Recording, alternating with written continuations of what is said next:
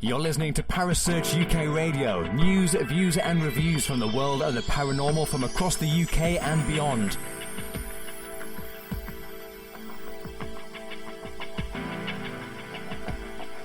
Find us on Facebook, Twitter and the World Wide Web. Parasearch UK Radio.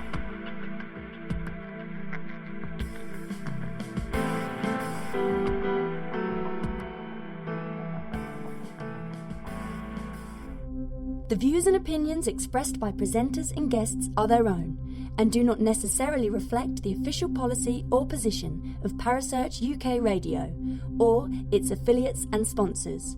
Listener discretion is advised.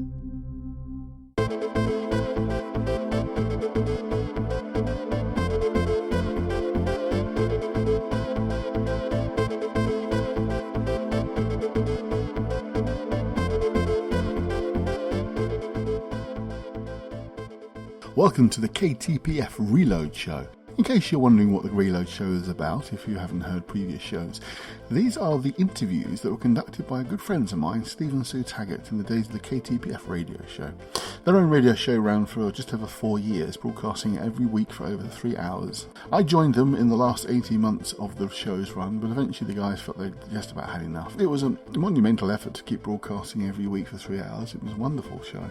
But unfortunately they're no longer involved, and the shows have just sort of sat in the archives, so I thought it would be nice to bring them back to life and bring you the interviews that the guys conducted over those 4 years.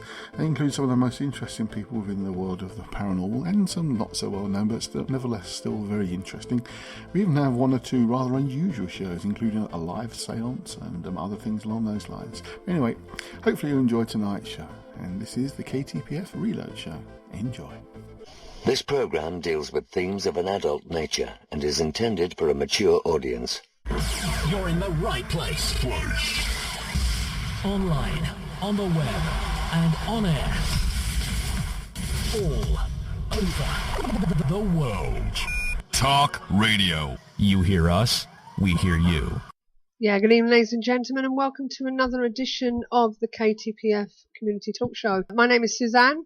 I'm Steve. And we're here keeping the paranormal friendly. Right, as I said, we are strict for time tonight, so up until after the interview with Mr. von Daniken, and we'll be... Shush then. All right, I'm just letting people know who's on, funny enough. He is a man that we never thought we'd get on the show, but he's graciously accepted. The Swiss author, best known for his controversial work linking extraterrestrial influences to early human culture, with books such as Chariots of the Gods. Daniken is one of the main figures responsible for popularising the paleo contact, an ancient astronaut hypothesis. So we'll be talking to him soon.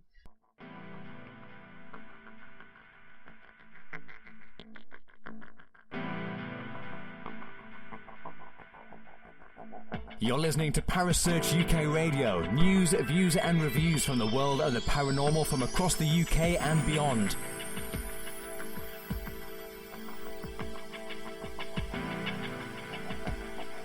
Find us on Facebook, Twitter and the World Wide Web. Parasearch UK Radio.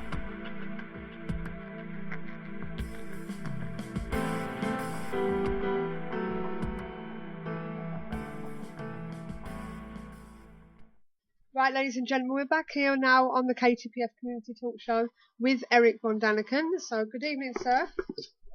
Everybody. Okay, and hope everyone can hear you okay. So, whereabouts are you at the moment? Where are you? Where are you? Don't say I'm sitting in Switzerland, in the high Alps, in the mountains, near in the Bernese Oberlands. Oh, it sounds good. Okay, so for those that have never heard of you, Mr. Eric, please could you tell us a little bit about yourself? Well, okay. In the meantime, I'm nearly 80 years old. Really? Yes. And in 1968, long time ago, I started with a book called Chariots of the Gods. And Chariots of the Gods was first the bestseller in Germany, in Switzerland, and then around the world. And in Chariots of the Gods, I said, some thousands of years ago, in the deep past, when our forefathers were Stone Age people, some extraterrestrials arrived here on our planet. Now, our Stone Age people could not understand what was going on, so they believed that these extraterrestrials must be some kind of gods. Mm-hmm. Of course, in reality, there are no gods, but our Stone Age people believed that the ETs were gods. And that's how it all started. Mythology, religions, and all kind of mysterious things. Well, we had a question from Andy in our chat room, and he was wondering, what was the first thing you noticed that first suggested that we'd had alien visitation? Well, I was educated as a strict Catholic in a boarding school in Switzerland. Mm-hmm. And there we had to make translations from part of the Bible, from Latin to Greek and Greek to German. Now you have to understand, when I was a boy, around 16 years old, I was a deep believer in God. In the meantime, by the way, I still believe in God. I'm still one of those people who prays every evening. Mm-hmm. But my God of my youth had to have a few minimum qualities. For example, God makes no mistakes. Or God would never use a vehicle in which to move around from point A to point B. God is all over.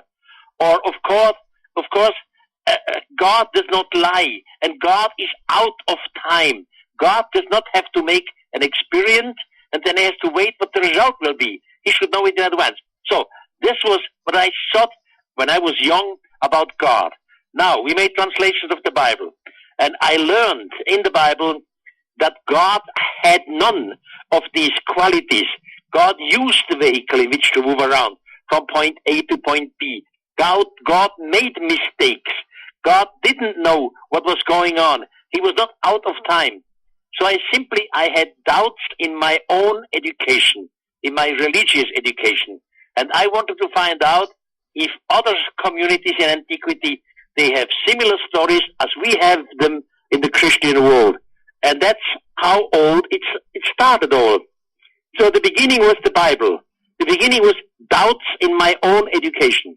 Right, okay. So you basically, as you say, you published this book in 1968, which sold many copies. And am I right in thinking it was translated into 28 languages? That's correct, yes.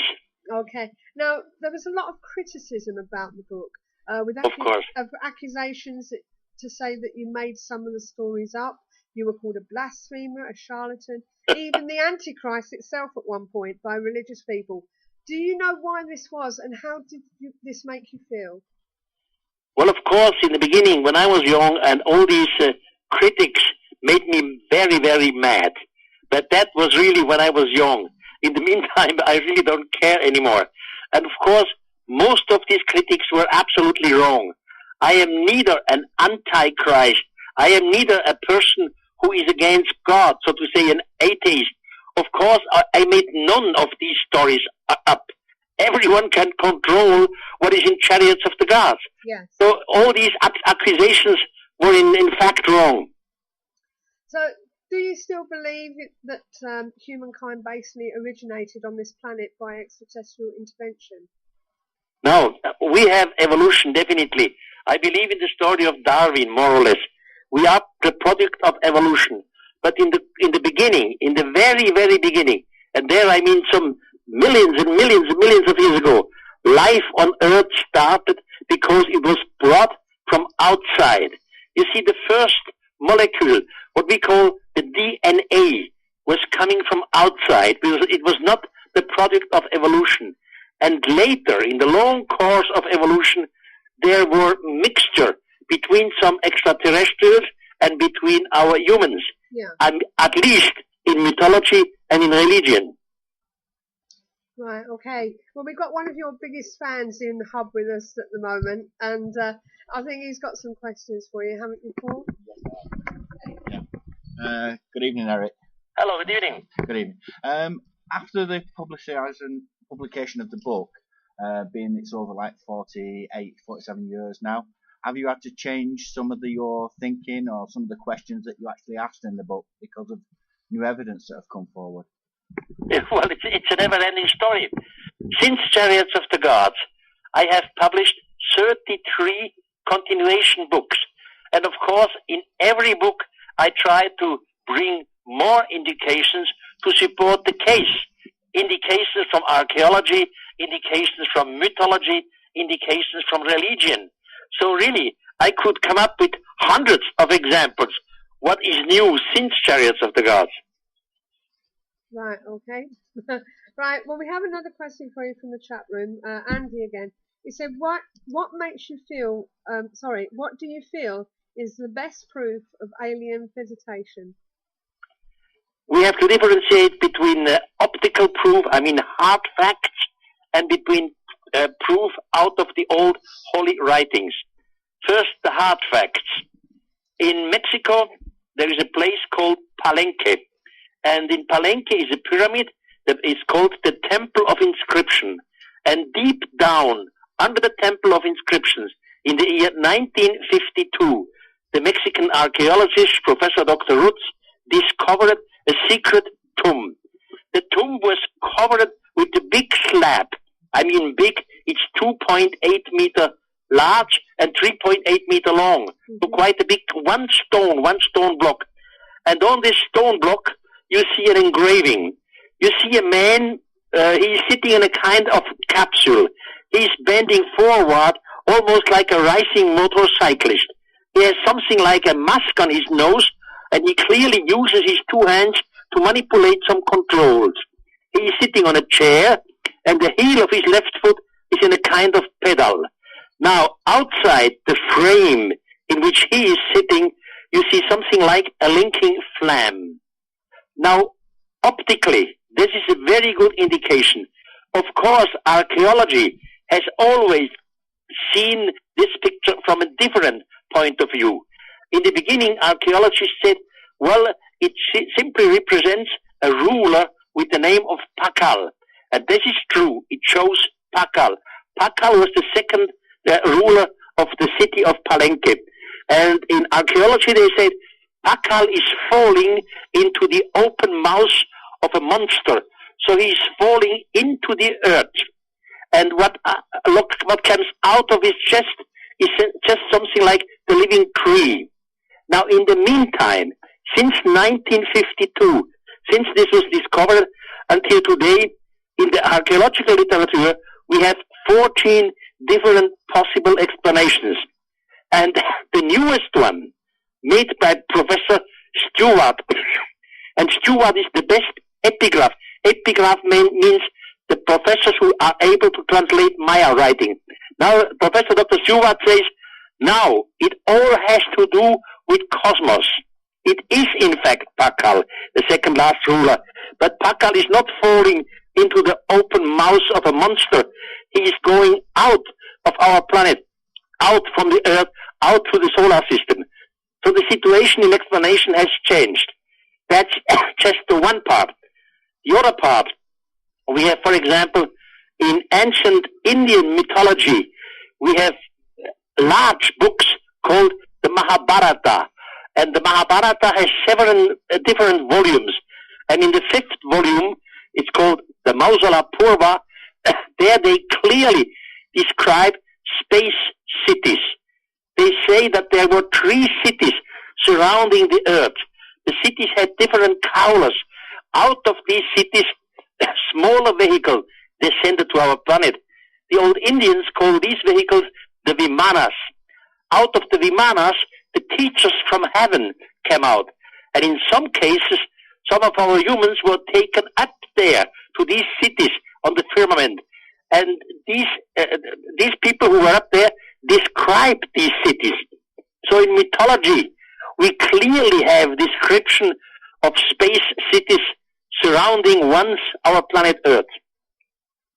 Wow, that's something to take into. Now, one thing I wanted to ask you about, why did we call them gods? Well, it's just a misunderstanding.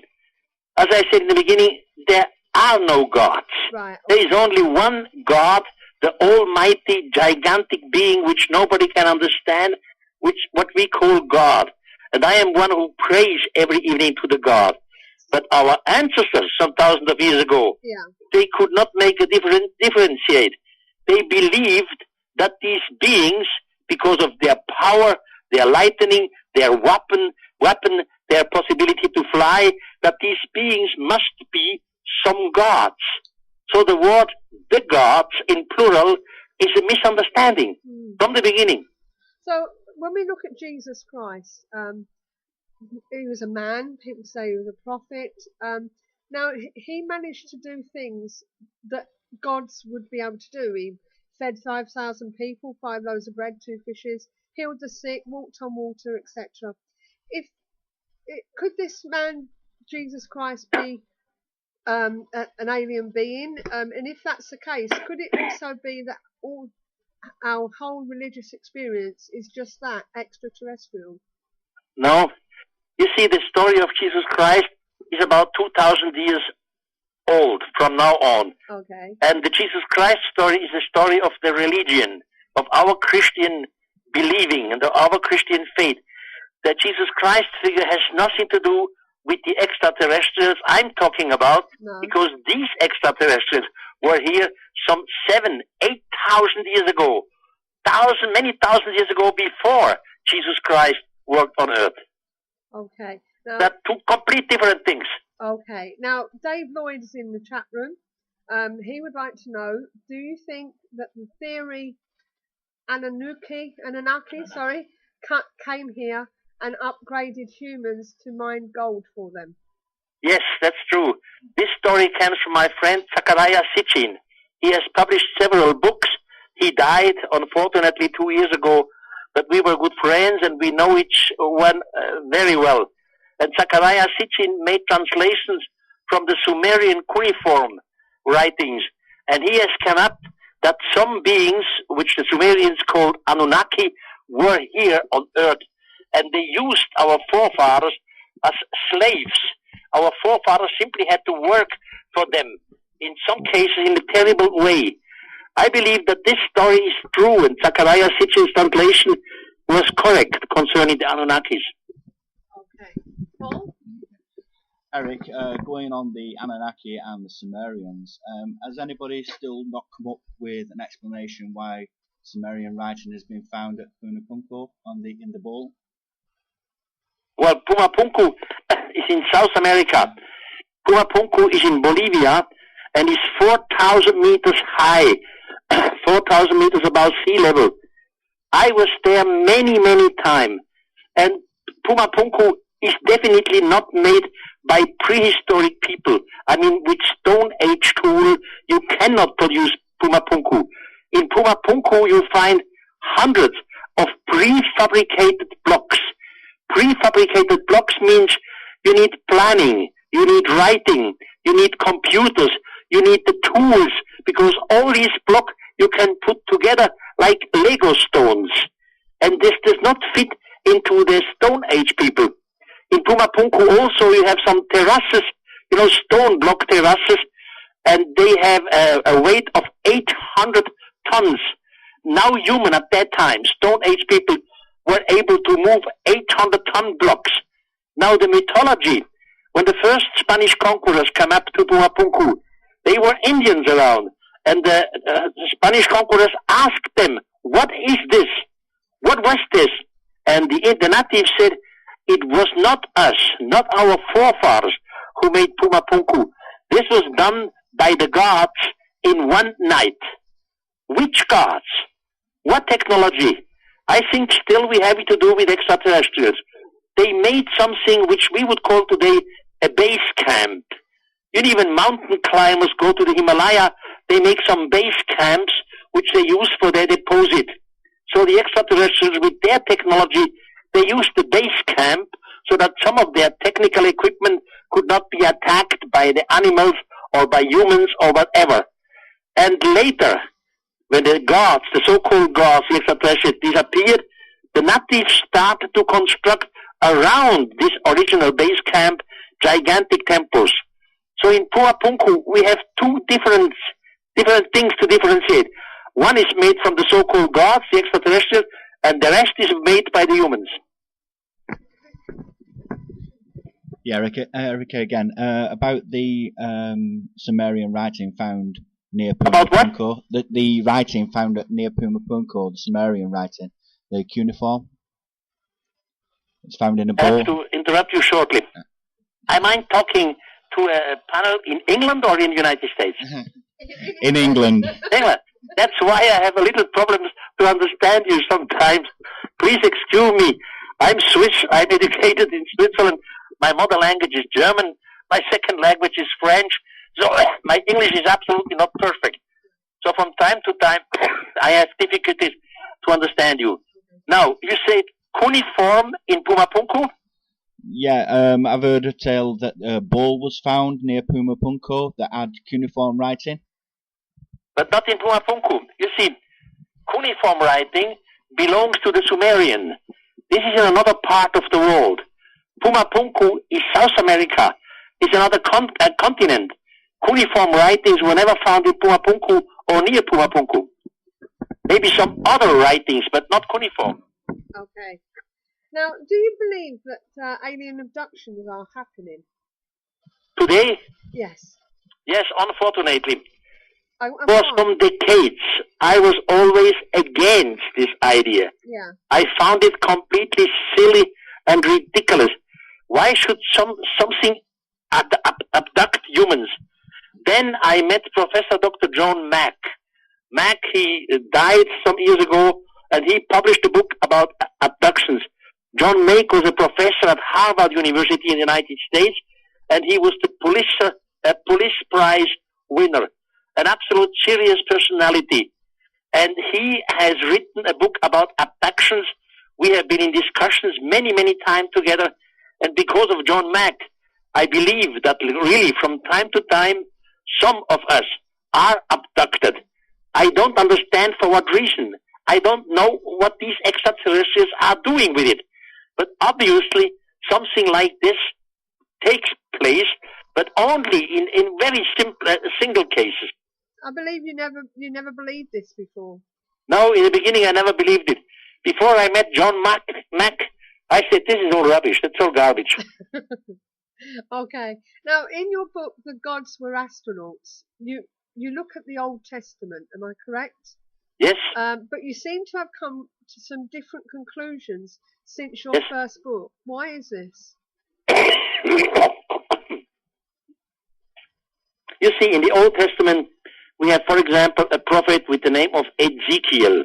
Uh-huh. Ezekiel writes in the first person. The first person is an eyewitness.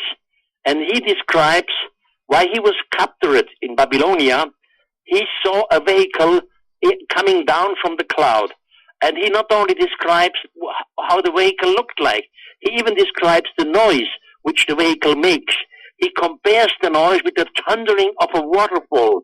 Then he describes that the vehicle made a landing. Sand was blown up into the air. And then he describes the legs, the wings, the wheels. They were out of metal, etc. So I interpreted this story of the prophet Ezekiel as an extraterrestrial vehicle, while theologians, they see it completely different. I have good friends in theology. As I said in the beginning, I was educated in a Catholic boarding school for 6 years, led by Jesuits, so I know what I'm talking about. Yeah. The theologians, they believe that Ezekiel simply had a vision. He saw the God, the Lord, sitting in his chariot. So that's a different interpretation of the same text. Okay. Now, you also talk about the Fatima prophecies in your book. About what prophecies? The Fatima? Yes. Okay. What do you think happened? What do you think your theory is? That's a long story. I tried to make it short. Oh, you got plenty of time, Eric. You see, Fatima was in 1917. And Fatima is a little village in Portugal. And there, 3 children had a vision. They believe that they see the Mother Mary, the Holy Mother Mary, because they were Catholic. Now, there are many apparitions in the world. Many people believe to have seen the Holy Mother Mary. But Fatima was completely different, because the figure, the Mother Mary, had told to the 3 children that she will come back every month at the same time. All this started in May 1917. So it continued in June, in July, in August, etc. And of course, always more and more people accompanied the 3 children when they went out to the field. And in October 1970, nearly 80,000 people were there on the field. And then, of a sudden, a gigantic disc came out of the cloud. A disc in different color came down, descending to the 80,000 people, and then made a stop and return again into the clouds. So that's only one thing. That was not a vision. We have black and white pictures made by journalists from that time, published in the newspapers the next few days. But also, the white lady, the mother of Jesus, has given a secret to one of these children, to the oldest one. Her name was Lucia, with the order that the Pope should publish this secret in the year 1960. That means between 1917, when it happened, and 1960, there were 43 years. So the secret of Fatima went to the Vatican. And in 1960, in October, the Vatican, with different priests and cardinals, etc., they opened the secret of Fatima. Now, the Pope said at that time to a journalist, I cannot publish the secret. It would create a storm. Later, a cardinal, journalist asked them, what is in the secret? Why don't you publish it? Has it to do with the next World War? Has it to do with this destruction of the world? Then the cardinal said, no, it has nothing to do with the next World War. It has nothing to do with the destruction of the world. It has to do with our faith. Now you have to understand, for the Catholics, the Holy Mary, the mother of Jesus, went up to the heaven with her body. So to say, Mother Mary, for the Catholic religions, is the highest female up there in heaven. So if Mother Mary has given the order in the year 1917 to publish a message in the year 1960, and the Pope doesn't do it, why not?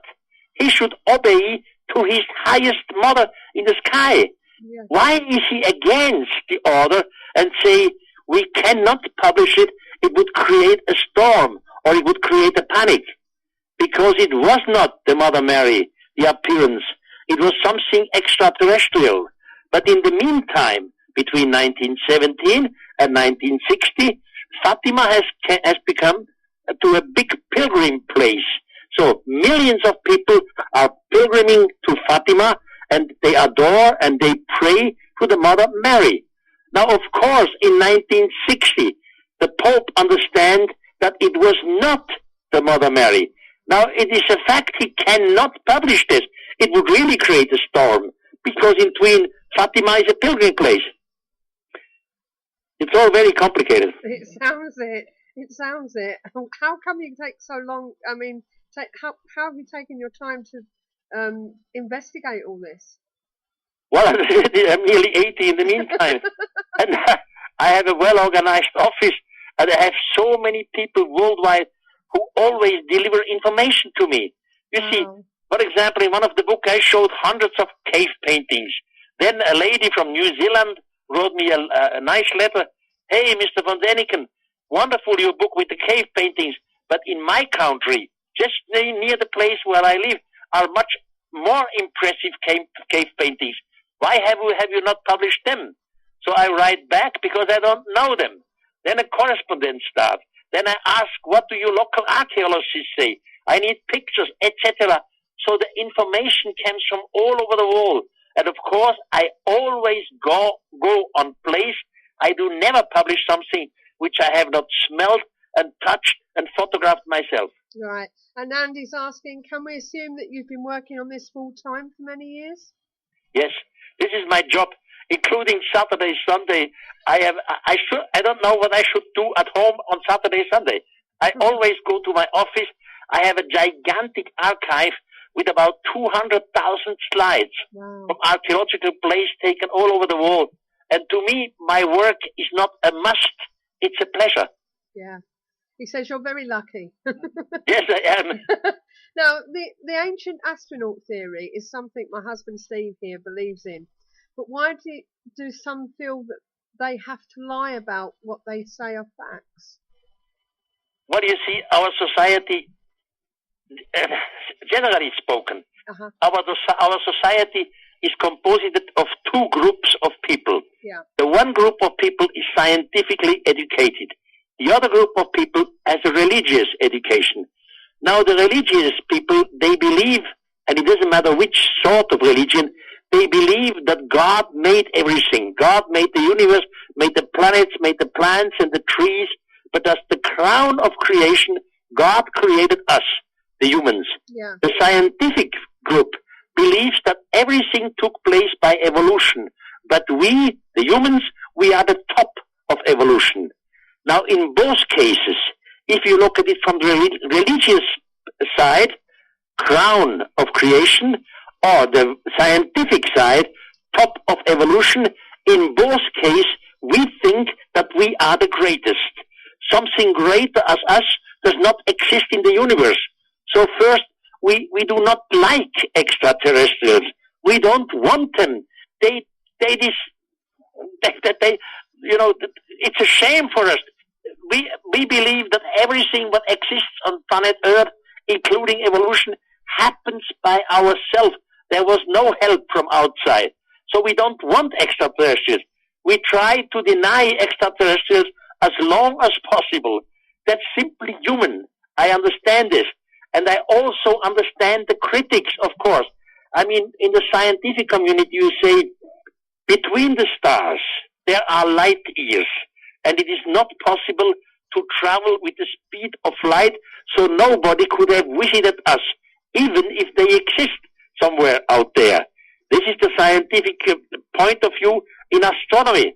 But in fact, in the meantime, we know it is possible to travel between the stars. We even know how it would work. I just don't want to explain it here.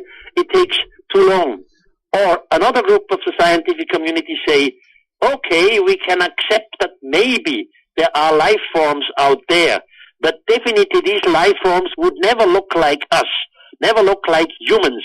Now, Mr. von Daniken, in his books, he says that these extraterrestrials, somehow they look like humans. They had arms and legs and knees and the face, etc. So the scientists say, this is all garbage. Again, generally seen from a point of view, this is correct, because evolution could have created incredible forms of life, forms which we cannot even imagine. But on the other hand, there is a theory called panspermia. Panspermia says that life was spread out in the universe in a certain section of a galaxy. And it all started because of these molecules, this panspermia. And again, in the old holy writings, not only in the Bible, in other holy writings too, it says God or the gods created humans according to their own image. If we look at it from the point of view of panspermia, then it is possible that extraterrestrials look similar than we, because we are simply the offsprings of them. Yeah, yeah.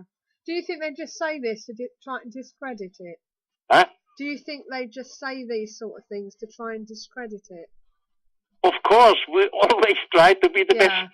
We try to discredit this as long as possible, but it will not help. We will live in a new generation, and more our brilliant astronomers will find other planets out there which are similar to our planet Earth. I mean, not too hot, not too cold, etc. And sooner or later, we will find the traces of life out there, definitely. Maybe on the next planet like Mars or something. I do not mean high developed intelligent forms of life, but at least bacteria, primitive forms of life. And then we know the universe is full of life. We are just one little part of it. Could you do you think that this could be why your theory hasn't been investigated further by others? Well, worldwide, in the meantime, we have about 100 authors who have published books in the same direction. Among these authors, there are quite some scientists who have the same feeling like me, but seen from a different point of view. Yeah. You in England, for example, you have a brilliant mathematician. His name is Professor Dr. Chandra Wickremesinghe. I don't know if you hear of him. He comes up with the panspermia theory, and he says definitely we are the offsprings of some other life from out there. There are philosophers, there are NASA scientists who have criticized first the theory of Eric von Daniken. In the meantime, they join the wagon. So the situation will change, but everything takes time. It goes slowly on this planet. Yeah. Now, my husband wanted to ask a question. He's given it to me because he's across the room. He said, what do you think are the chances of getting the Egyptians to give their permission to conduct a proper scan and an investigation into Giza and the Sphinx to see if the library can be found? Yeah. I am sure that the library does exist. And I know Robert Schoch is the geologist who makes these measurements, and there are rooms beneath the Sphinx. Also, by the way, there are much more rooms in the Great Pyramid and under the Great Pyramid. Rooms which some 10 years ago, everybody said it is impossible that they are there. Now, in the meantime, under the Great Pyramid, a new room has been discovered with water inside, and in the water is a sarcophagi. Now, Herodotus was a Greek historian 2,500 years ago. He already, in his second book of history, he said that deep beneath under the pyramid, there is a room filled with water, and in the water is a sarcophagi. Now, Egyptologists did not believe Herodotus. In the meantime, we know he was right. And so are many other rooms in the pyramid, which we know that they exist. We know it because they are measured electronically. Now, if you say, we know that there are rooms in the pyramid, why don't nobody goes in there? Because it is not possible. You see, the shafts which go into these rooms are so small that no humans can climb in there. No. You can only go in there by robot. And this is done. I have many pictures in the meantime in my archive where I know that robots were in the Great Pyramid. Yeah, mach nice. Wow. So it's all complicated, and slowly, you see, this all again has to do with the Arab nationality. The Arabs are proud that the Great Pyramids and these great temples are in Egypt. Especially the Egyptian nation is proud, and they do not want that there was some extraterrestrial help. By the way, it is not my opinion that extraterrestrials made the pyramid. No. The humans did it. We always made the dirty job. But the help from the mathematics, from the tools, from geometry, the help was coming by the extraterrestrials. But the work was done by us. So the nation of Egypt do not like to hear that they were not the only ones who created the pyramid, that there was some help from outside. They don't like this. No. It's just the human egoism. We are the greatest. Okay. Right, Paul? Eric, it's Paul again. Just a quick question. Do you still think that the Great Pyramid is older than it is said it is, and it wasn't built by Khufu? Definitely, yes. You see, according to archaeology, the Great Pyramid was constructed by Khufu. Khufu is Cheops. That was about 2,300 BC, say roughly 4,500 years from now on. And Egyptologists believe this because they have very little proof. But the proof is not enough to support this. We have other indications. For example, in Old Arabian, there was an historian called Ibrahim Abdul al-Mas'udi. Mas'udi was writing about old Egyptian story, and he clearly says the pyramid was constructed before the Great Flood. Also, there is an old Egyptian writer with the called Al-Makrizi. Al-Makrizi also wrote about the Great Pyramid and said the Great Pyramid was constructed before the Great Flood by a king with the name of Saurit. And then he says Saurit is the same which the Hebrew call Enoch. Now, Enoch again is a story. Enoch was a personality which was taken up to the mother spaceship. Enoch learned the language of the extraterrestrials. He knew scientific methods from the extraterrestrials. They dictated him everything. And this is not an invention which just Eric von Daniken made. This is all written in the book of Enoch. He says that the teachers dictated him nearly 100 books about all kinds of scientists. So according to old Egyptian traditions, it was made by Enoch and his son. His son was the biblical Methuselah. By the way, Enoch disappeared in a fiery chariot. And there is another important thing which everyone can control. I said in the beginning that the Greek historian Herodotus was in Egypt about 2,500 years from now. Herodotus published 2 books about Egypt, history books about Egypt. And in his second book, you can control it, chapter 41 and chapter 42, 241, he says that he was in Thebes. Thebes is today's Luxor on the Nile. And there the priest showed him 241 statues.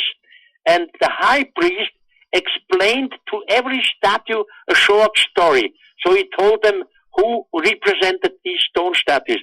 And at the end, the high priest said, these stone statues represent 11,340 years. At that time, the gods from the firmament were among the humans. Since that time, the gods have not returned. So this is written by Herodotus, the Greek historian. He's also called the father of history. Now, in archaeology, these dates of Herodotus were always ignored.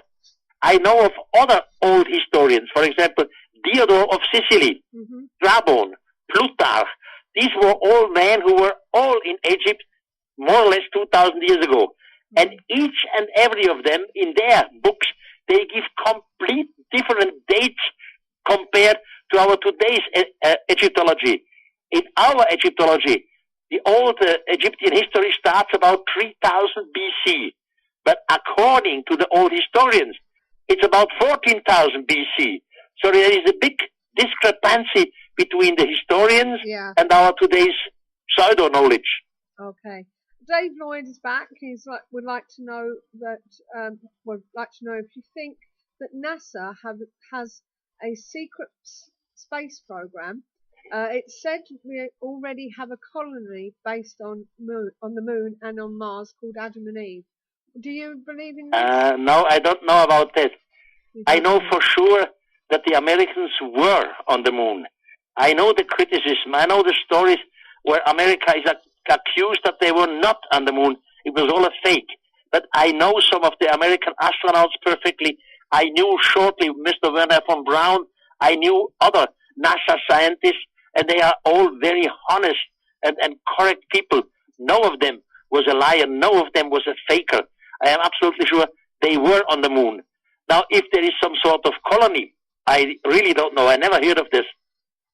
Okay, and he goes on to ask, do you think the gods will return, and what do you think about They will definitely return.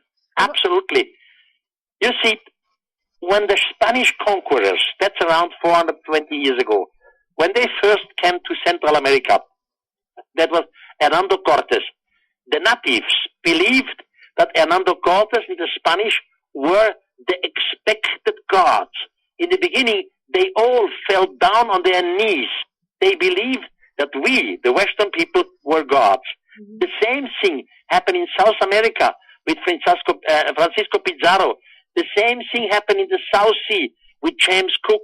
You see, the British explorer James Cook, when he came for the first time to Hawaii, the natives believed that he was the expected god. So in the beginning, they believed he was a god. Later, they learned, of course, that he was not a god. So this idea of God to return is not an invention of Christianity. It existed long before Christianity. And what do we have today? I'm educated as a Christian. We believe that Jesus will return. But the Muslim society believes that their Mahdi will return. The Buddhistic society believes that Buddha will return.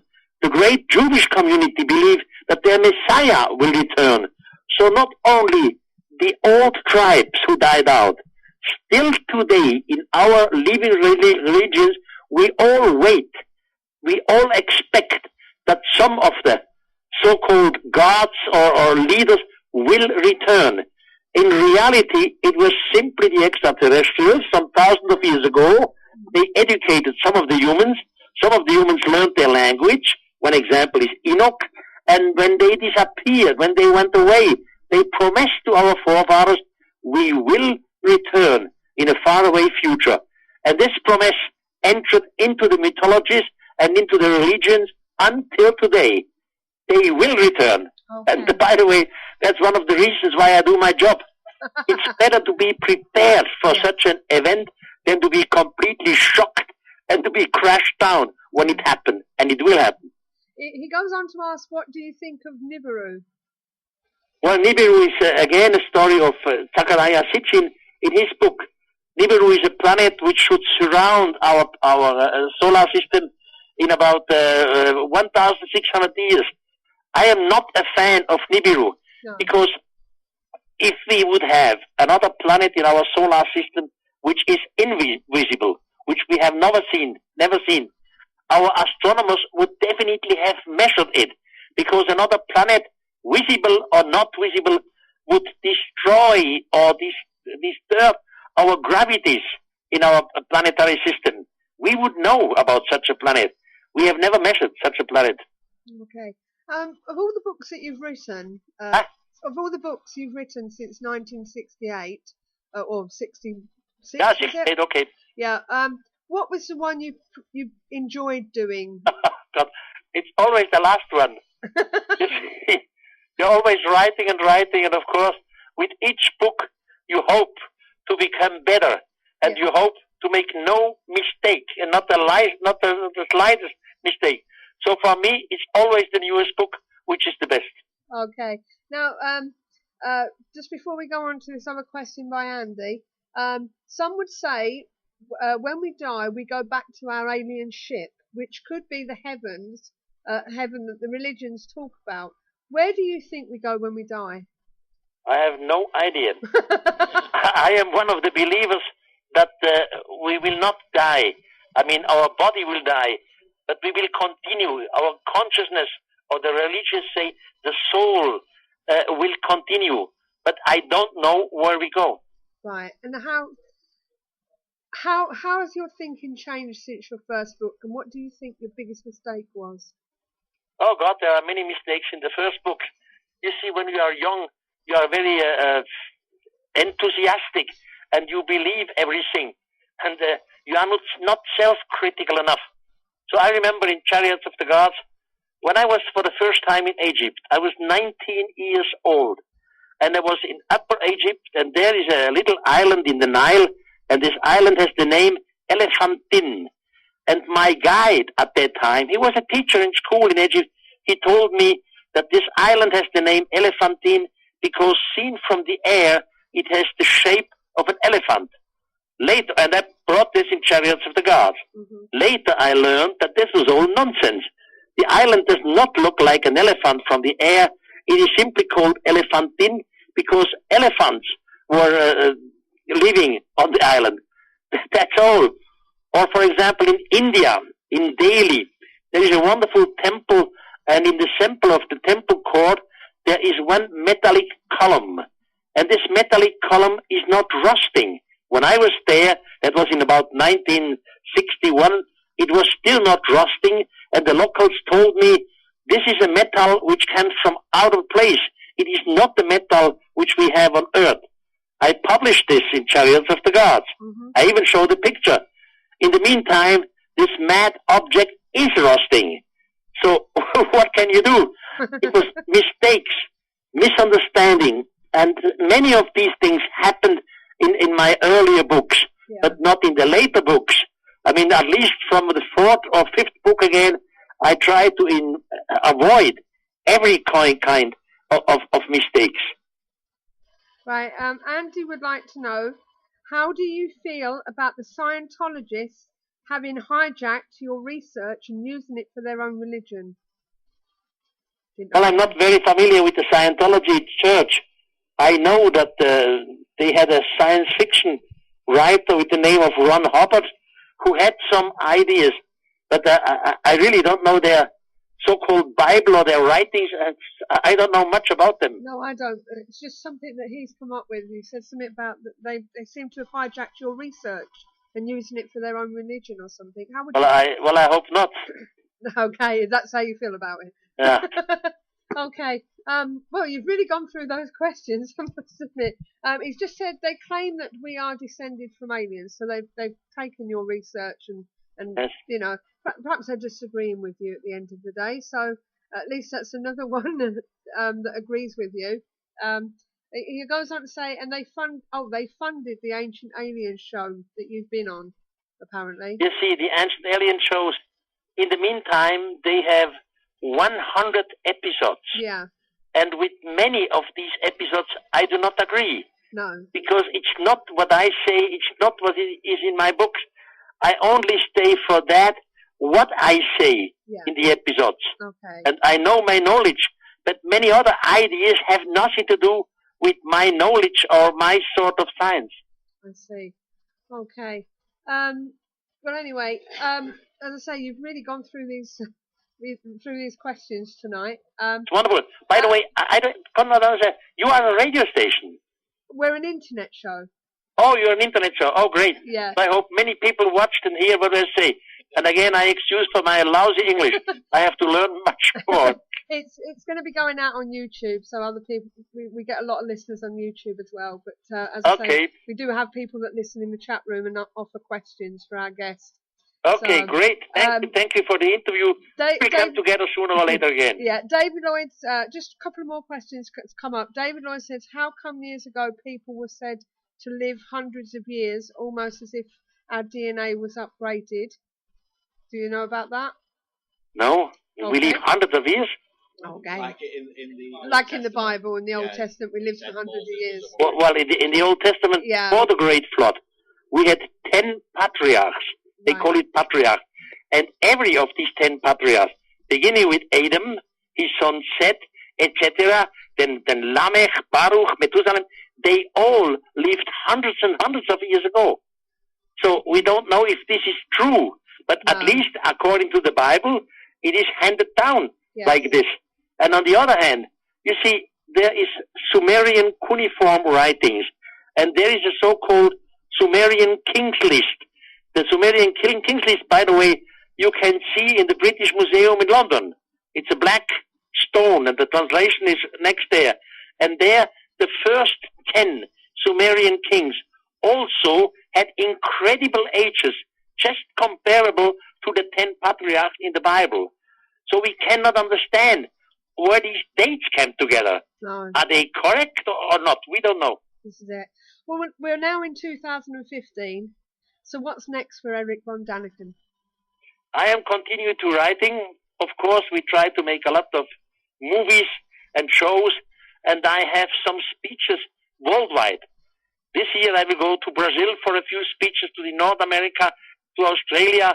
I hope sooner or later someone in England will invite me, because with my shows you really see incredible pictures. Pictures from archaeological places which are never seen on TV. And I believe is it the Chariots of Gods that's being turned into a computer game? No, not yet. But something like this is going on, yes. Okay. And Ace Paradox has just popped in with the last question. Are there any mysteries you have investigated that you feel you have not found as satisfactory to? Oh, yes. There are also many mysteries which I know from, but I never published it.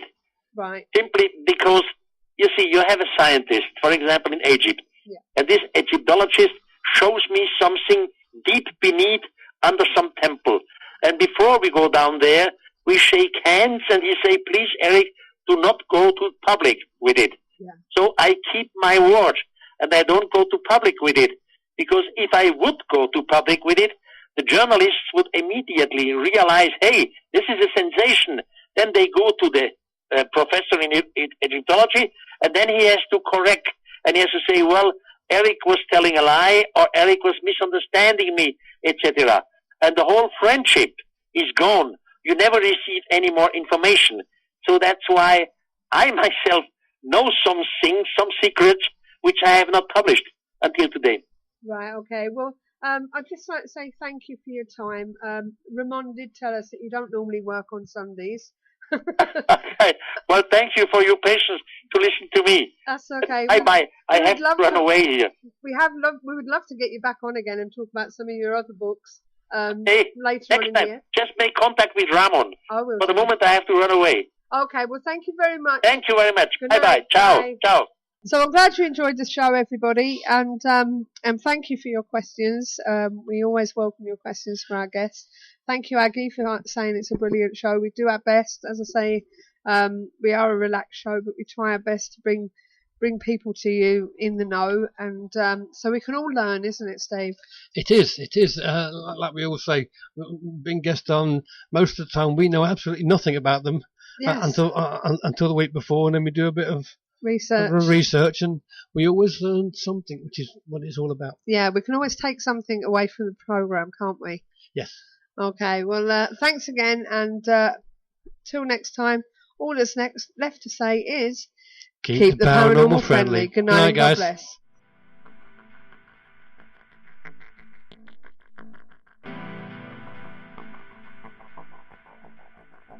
You're listening to Parasearch UK Radio. News, views and reviews from the world of the paranormal from across the UK and beyond.